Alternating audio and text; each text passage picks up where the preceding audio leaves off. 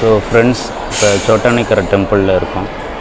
சோட்டானிக்கரை டெம்பிளில் பார்த்தோம்னா இதை கோயிலோட மெயின் தரிசனம் ஏரியா. லேடிஸ் லைன் கூட வந்து நார்மலாக இருக்குது. ஜென்ட்ஸ் லைன் வந்து ஏதோ உங்களுக்கு இங்கே காட்டுறோம் பாருங்கள். அங்கே ஆரம்பிச்சில்ல, அது மிட் லைன் தான். அதுக்கப்புறம் இங்கே லைனாக நிற்கணும். அப்புறம் வந்து எண்டு வந்து அதோ இங்கே கீழே இறங்கி போகுது பாருங்கள்.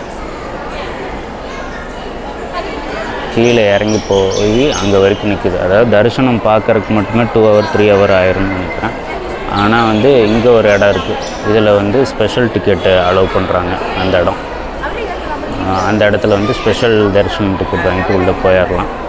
அப்புறம் இங்கே ஒரு ஃப்ளாகு ஹைஸ்ட் ஏரியா இருக்குது. அப்புறம் இங்கே வந்து 2 ஃப்ளாகு இருக்கிற இது இருக்குது. கீழே வந்து ஒரு ஐயப்பன் டெம்பிள் இருக்குது. அப்புறம் இன்னொரு சின்ன டெம்பிள் ஒன்று இருக்குது. அப்புறம் இந்த பக்கம் வந்து என்னோடய பேக் சைடு இந்த இடத்துல வந்து அந்த 8:45 இந்த ஈவினிங்ஸில் இந்த மாதிரி இருக்கவங்களுக்கு அந்த கொஞ்சம் பிளாக் மேஜிக், அதுக்கப்புறம் பொஷன் இந்த மாதிரி இருக்கவங்களுக்கு சரி பண்ணுற ஏரியாவும் நடக்குது. ஸோ நல்ல ஒரு இதாக இருக்குது இந்த இடம். நிறையா பேர் வந்திருக்காங்க. 12 PM க்ளோஸ் ஆகிரும். இதுதான் வந்து சோட்டானிக்கரை அம்பலம் நடை. அது மெயின் என்ட்ரன்ஸ். இப்போ நான் காட்டுறேன் அந்த பக்கம். இந்த சைடு அப்படியே கீழே போனோம்னா, அது வழியாக கீழே போனோம்னா டவுன் என்ட்ரன்ஸ். இந்த பக்கம் ஒன்று, அந்த பக்கம் ஒன்று. மற்ற சைட்லேயும் போகலாம்.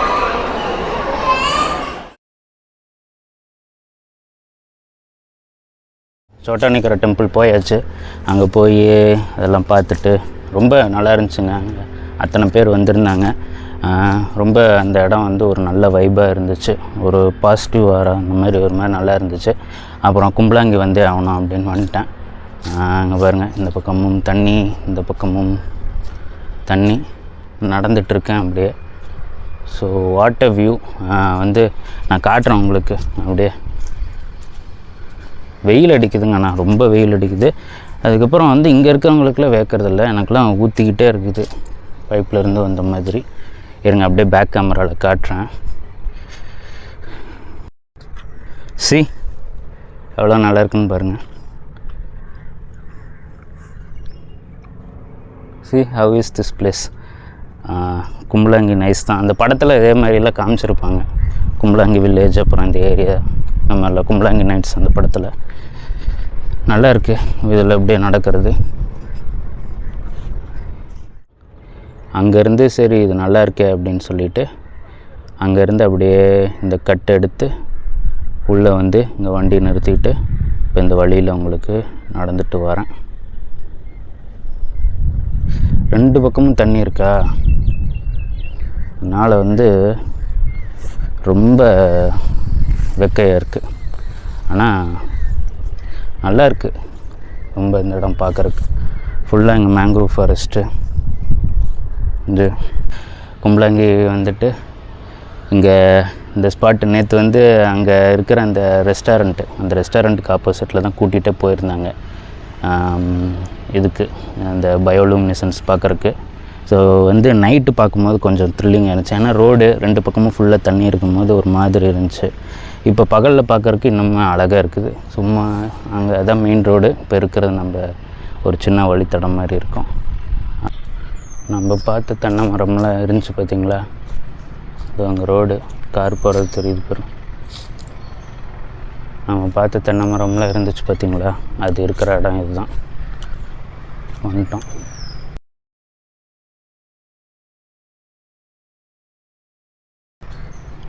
வீடு இருக்குது. யாராச்சும் பார்த்தாங்கன்னா அவங்க கத்துறதுக்கு முன்னாடி நாம் இல்லைங்க சும்மா சைட் சீயிங் பார்க்க வந்தேன் அப்படின்னு சொல்லணும். எதுவும் சொல்ல வெறும் சிப்பியாக இருக்குது.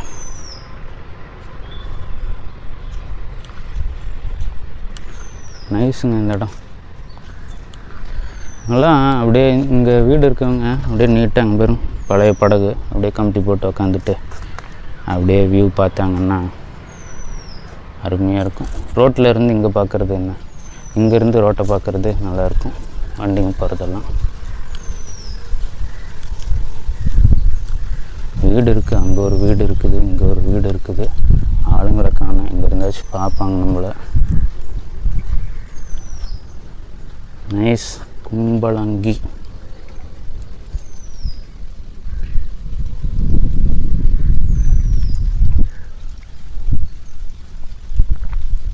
ஸோ இன்றைக்கி டே 2ல் சோட்டானிக்கரா டெம்பிள் கும்பலங்கி வில்லேஜ் வந்து பார்த்தாச்சு. அப்படியே இப்போ இந்த போகும்போதும் இந்த ரோடு ஃபுல்லாக 2 பக்கமும் தண்ணி இருக்கும். அப்படியே நேராக நம்ம போகிறது தான். இங்கே அப்படியே படுத்துட்டு தண்ணியை இந்த மாதிரி வேடிக்கை பார்க்கலாம், விட்டத்தை பார்க்கலாம்.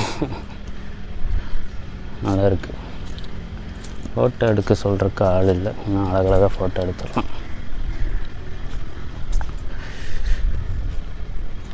போவோம்.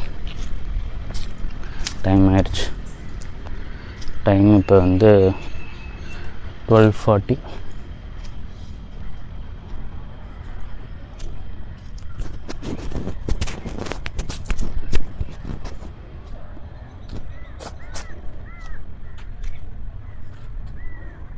இந்த தென்னை மரங்கள் தான் தூரத்தில் இருந்து பார்க்கும்போது அவ்வளோ அழகாக இருந்துச்சு.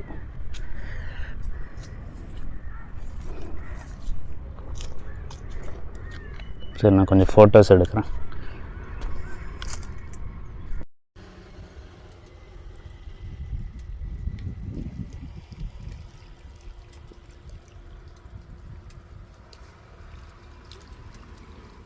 நான் இப்போ ஃபோர்ட் கொச்சி ஹாஸ்டல்லேருந்து வெக்கேட் ஆகிட்டேன். வெக்கேட் ஆகி நான் வந்து எர்ணாகுளம் டவுன் ரயில்வே ஸ்டேஷனுக்கு போகணும். பார்த்தோம்னா என்ன சொல்லிட்டாங்கன்னா, ஜங்கார் வந்து வைப்பின் வழியாக தான் போவோம் அப்படின்ட்டாங்க. அது ரொம்ப சுற்று. அதுக்கப்புறம் வாட்டர் மெட்ரோக்கு பார்த்தோம்னா க்யூ வந்து ஒரு 50 பேர் நின்றுட்டு இருந்தாங்க. வாட்டர் மெட்ரோவும் ரைட்டரா அப்படின்னு நினச்சிக்கிட்டேன். அப்புறம் இன்னொரு ஆட்டோக்காரர்கிட்ட கேட்கவும் ஆட்டோவில் போயிடலாமான்னா, நான் ஆட்டோவில் போனாலும் 4 மணிக்கு உங்கள் ட்ரெயினுக்கு போக முடியாது அப்படின்ட்டாரு. நான் உடனே அப்புறம் யோசிச்சுட்டு கேட்டவும் அவர் என்ன சொன்னால், வேறு எதுவும் போட் ஜெட்டி இருக்குது அப்படின்னு, போட்டில் போயிட முடியுமா அப்படின்னா, ஒரு போட் ஜெட்டி இருக்குது, அங்கே இறக்கி விட்றாங்க. அங்கேருந்து நீங்கள் வந்து எர்ணாகுளம் மெரைன் டிரைவ் போயிடலாம். அங்கேருந்து நீங்கள் வந்து ஒரு ஆட்டோ பிடிச்சி ரயில்வே ஸ்டேஷன் போயிருங்க அப்படின்னாரு. ஆனால் ரொம்ப கஷ்டம்தான் அப்படின்னாரு. நான் கொஞ்சம் தப்பு பண்ணிட்டேன், கொஞ்சம் லேட் பண்ணியிருக்கக்கூடாது. இடையில ஒரு தர்காவுக்கும் போயிட்டேன். அதுக்கப்புறம் வந்து ஃபோட்டோஸ் எடுத்துகிட்டு லேட் பண்ணிவிட்டேன். இப்போ ட்ரெயினே விடுற மாதிரி சூழ்நிலையில் இருக்குது. இப்போ இது போயிட்டுருக்கு. இது இறங்கினோன்னு ஒரு ஆட்டோவை பிடிச்சி எர்ணாகுளம் டவுன் ரயில்வே ஸ்டேஷனுக்குள்ளே போனோன்னா கேரளா சூப்பர் ஃபாஸ்ட் எக்ஸ்பிரஸை பிடிக்கணும். அதுதான் என்னோடய இப்போ டார்கெட்டு. பிடிக்க முடியுமா, போக முடியுமா என்னன்னு தெரில. இல்லைன்னா ஒன்றும் பண்ணுறதுக்குள்ள, சும்மா அடுத்த ஒரு ஜென்ரல் ட்ரெயினை ஏறி நம்ம ஊருக்கு போக வேண்டியதான். சரி, பார்ப்போம். நான் இப்போ கூட போயிட்டு தான் இருக்கோம், போட்டில் தான் போயிட்டுருக்கோம். நான் இப்போ லாஸ்ட்டில் உட்காந்துருக்கேன். பார்ப்போம் என்ன பண்ணுறதுன்னு. எங்கேயுமே இந்த போட் ஜெட்டிலுமே வந்து பயங்கர க்ரௌடு. ஜென்ஸ் லைன் மட்டும் ஒரு 30-40 பேர் இருந்தாங்க. லேடிஸ் ஒரு 10 பேர் தான் இருந்தாங்க. அதில் ஒருத்தங்கிட்ட கொடுத்து எனக்கு டிக்கெட் எடுத்து கொடுங்க அப்படின்னு சொல்லி கேட்டு வாங்கி இந்த போட்டில் போய் ஏறியிருக்கேன். இதோட ஹையஸ்ட் கெப்பாசிட்டி 100 பேசஞ்சர் தான். அவ்வளோதான் லிமிட் உள்ளே அனுப்புகிறாங்க. கொஞ்சம் முன்னாடி கிளம்பியிருக்கணும். எப்போவுமே நான் வந்து அந்த லாஸ்ட்டாக தான் கிளம்புவேன். நான் அப்படியே இந்த போட் காட்டுறேன்.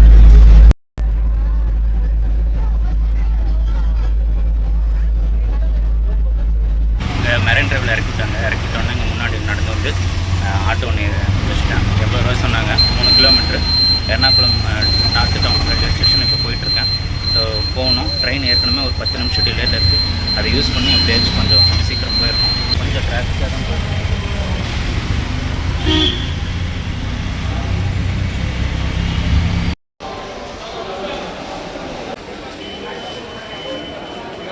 ஆக்சுவலாக வந்துட்டோம். மெரைன் டிரைவில் இறங்கினோன்னா உடனே கொஞ்சம் நடந்து வந்து ஆட்டோ பிடிச்சிட்டு அதுக்கப்புறம் வந்து ஸ்ட்ரைட்டாக எர்ணாகுளம் நார்த்துக்கு இந்த ரயில்வே ஸ்டேஷன் வந்தாச்சு.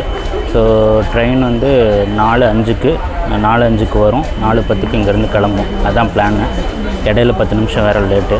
அப்படி இருந்தோம். கரெக்டாக 4:08க்கு ரயில்வே ஸ்டேஷனுக்குள்ளே வந்துட்டோம். இப்போ உட்காந்துருக்கேன், பிளாட்ஃபார்ம் 1ல் உட்காந்துருக்கேன் நான். ட்ரெயின் வந்தோன்னே ஏறிட்டு எண்டிங் கிரெடிட் கொடுத்துட்றேன். பயங்கரமான ட்ரிப்பு. அதுவும் லாஸ்ட் டைமில் கரெக்டாக வந்து ட்ரெயின் அட்லாஸ்ட் வந்து 4:20க்கு வந்துருச்சு. நாம் ஆனால் வந்து 4:08க்கே வந்துட்டோம். அடிச்சு பிடிச்சி வந்துட்டோம்.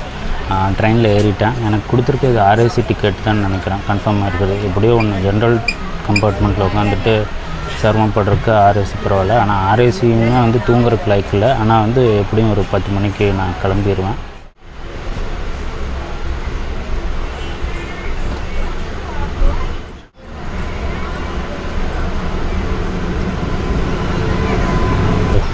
கிளம்பிருச்சு. அப்படியே மூவ் ஆக ஆரம்பிச்சிட்டோம். ஆக்சுவலாக இந்த ட்ரெயின் வந்து 4:05க்கு இங்கே வரணும், 4:10க்கு இங்கேருந்து கிளம்பிடணும். 4:20 கரெக்டாக 15 நிமிஷம் டிலே. 4:20க்கு வந்துச்சு, ட்ரெயின் ஏறிடுச்சு. இப்போ ஒரு 7 நிமிஷம் இருந்து 4:27 4:28க்கு எடுத்துட்டான். சாப்பிடவே இல்லை. ஆனால் வழியில் வந்து பார்சல் வாங்கிட்டேன். இது எப்படான்னு கேட்காதீங்க. அதாவது இடையில வந்து தர்காவுக்கு, அதுக்கப்புறம் இன்னும் ஒரு கெஃபே, அந்த பிரேமம் படத்தில் ஒரு கெஃபே வரும் பார்த்துருக்கீங்களா, வந்து பெப்பர் ஹவுஸுங்க. அதில் வந்து கேஃப் அகேப் அப்படின்னு வரும், இதில் படத்தில் வரும். ஆனால் ஒரிஜினலாக அது வந்து பெப்பர் ஹவுஸுங்க. அதில் வந்து கேஃப் அகேப் அப்படின்னு வரும், இதில் படத்தில் வரும். ஆனால் ஒரிஜினலாக அந்த கெஃபே பேர் வந்து பெப்பர் ஹவுஸ். போயிருந்தேன்னு சொல்லியிருந்தேன் பார்த்தீங்களா, அது ஃபரீதவுலியா தர்கா இருக்குது. அது இந்த படம், ஒரு படம் வலிய பெருநாள்னு ஒரு மலையாள படம். அந்த படத்தில் வந்து ஒரு பாட்டு இருக்கும். அதில் வந்து ஃபரீதவுலியா அப்படின்னு அந்த பாட்டில் வருமா. நான் அதை நினச்சிட்ருந்தேன், தர்கா எங்கே தூரத்தில் இருக்குது அப்படிங்கிற பார்த்தோம்னா, ஃபோர்ட் கொச்சியில் என் ஹாஸ்டல் ஸ்டேலேருந்து ஒரு 1 கிலோமீட்டர் நடக்கிற தூரத்தில் தான் இருக்குது. ஸோ அங்கே தர்காவுக்கு போயிட்டு ப்ரேயர் பண்ணிட்டேன். அப்புறம் காலையில் சோட்டானிக்கிற டெம்பிள் போய் அங்கே போனது எல்லாம் ஒரு ஸ்பிரிச்சுவல் பிளேஸஸும் கவர் பண்ணியாச்சு. மட்டாஞ்சேரியோட வந்து ஹார்பர், அதுக்கு போயிருந்தேன். அங்கே போயிருந்தப்போ பார்த்தோம்னா நல்லா ட்ரிங்க்ஸை போட்டு நல்லா பசங்கன்னா என் வயசு தான், எல்லாம் வந்து ஜாலியாக வந்து ஒரு பீர் போட்டு அப்படியே ஒரு டான்ஸ் போட்டு ஒரு வெஸ்டர்ன் மியூசிக் போட்டு ஜாலியாக இருந்தாங்க. கூட வந்து இந்த ஃபாரினர்ஸ் அவங்க கூட ஜாயின் பண்ணிவிட்டு வைப் பண்ணிவிட்டு நல்லா இருந்தாங்க. இதெல்லாம் ஒரு பக்கம். இன்னொரு பக்கம் அப்படியே கொஞ்சம் நகர்ந்து போனோம்னா பசங்க, குட்டி குட்டி பசங்க எல்லாமே அதிகபட்சம் வந்து ஒரு 12-13 வயசுக்குள்ளே தான் இருப்பானுங்க. எல்லாம் வந்து ஸ்விம்மிங் பண்ணிவிட்டு அப்படியே குளிச்சுட்டு ஒரு மாதிரி இருந்தானுங்க. அவங்க கூட கொஞ்சம் பேசிகிட்டு இருந்தேன். அப்புறம் ஃபோட்டோ எடுத்தாப்பா அப்படின்னா, வேறு நமக்கு யாரும் இல்லையே, அதனால் ஃபோட்டோ எடுத்துற சொன்னேன். எடுத்து வந்தானுங்க. அதுக்கப்புறம் பேசிவிட்டு ஒரு செல்ஃபி எடுக்கலாம் அப்படின்னு சொன்னானுங்க. செல்ஃபி எடுத்தேன். ஸோ செல்ஃபி வந்து ஃபோட்டோ போடுறேன், அங்கே எடுத்த ஃபோட்டோஸ் அப்படி காட்டுறேன். ஸோ ஒண்டர்ஃபுல்லுங்க. நீங்கள் வந்து சோலோவாக இந்த மாதிரி பிளேஸஸ் போகிறது, அப்புறம் அங்கே இருக்கவங்கள மீட் பண்ணுறது, எல்லாமே வந்து ஒரு நல்ல இதாக இருக்கும். ஸோ ஃப்ரெண்ட்ஸ், நம்ம ட்ரிப்பு கம்ப்ளீட் பண்ணியாச்சு. ரயில்வே ஸ்டேஷன்லேருந்து வெளியே நடந்து வந்துட்டுருக்கேன். நம்ம ஈரோட்டில் நல்லா மழை பெய்யுது. ஸோ ட்ரிப் நல்லபடியாக போச்சு. ட்ரெயின் கரெக்ட் டைமுக்கு வந்துட்டாங்க. அந்த டிலேலாம் கரெக்டாகிடுச்சு. போகலாம்.